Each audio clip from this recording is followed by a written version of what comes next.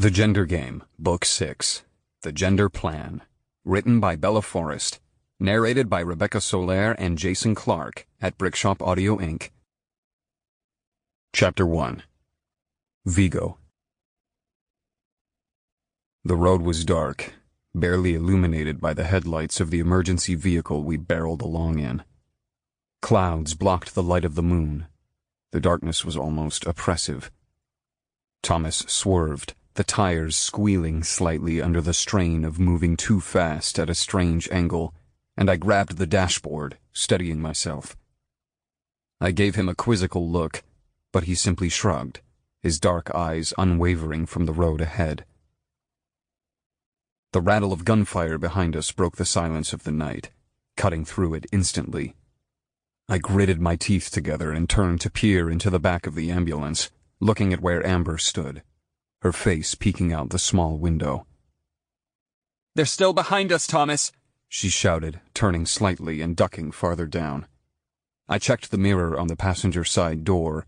The larger military vehicle was so close that if Thomas tapped the brakes even slightly, their front end would be forever entangled with our rear.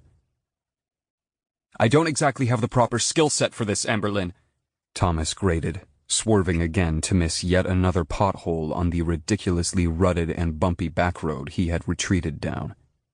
"Don't use that name," Amber shouted back, her violet eyes seething and her face turning a dark red that rivaled the curls on her head. "No fighting," Miss Dale ordered sternly. Amber scowled, then returned her attention to the back window, muttering under her breath. Miss Dale shook her head, her braid bouncing against her neck, and reached up to steady herself with a hand against the ceiling as the back of the bay rattled and weaved wildly under Thomas's erratic driving. Once again, we were going to be lucky if we made it out of this alive. "We have to lose them soon," Miss Dale said. "or else we're going to have to miss the rendezvous back at the farmhouse we burned. We can't bring these people down on the rest of our base." I knew no other way to respond except for leaning out of the passenger side window, using my knee as a brace against the door. The sharp night wind whipped at my face as I looked back at our pursuers in their grimy Matrian combat vehicle. They would be unable to see any faces through the ambulance's rear windshield due to the glare of their lights, which was probably for the better, all things considered. I sighted down the barrel of the gun in my hand and exhaled, squeezing the trigger 3 times.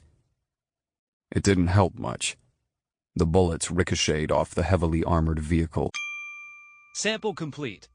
Ready to continue?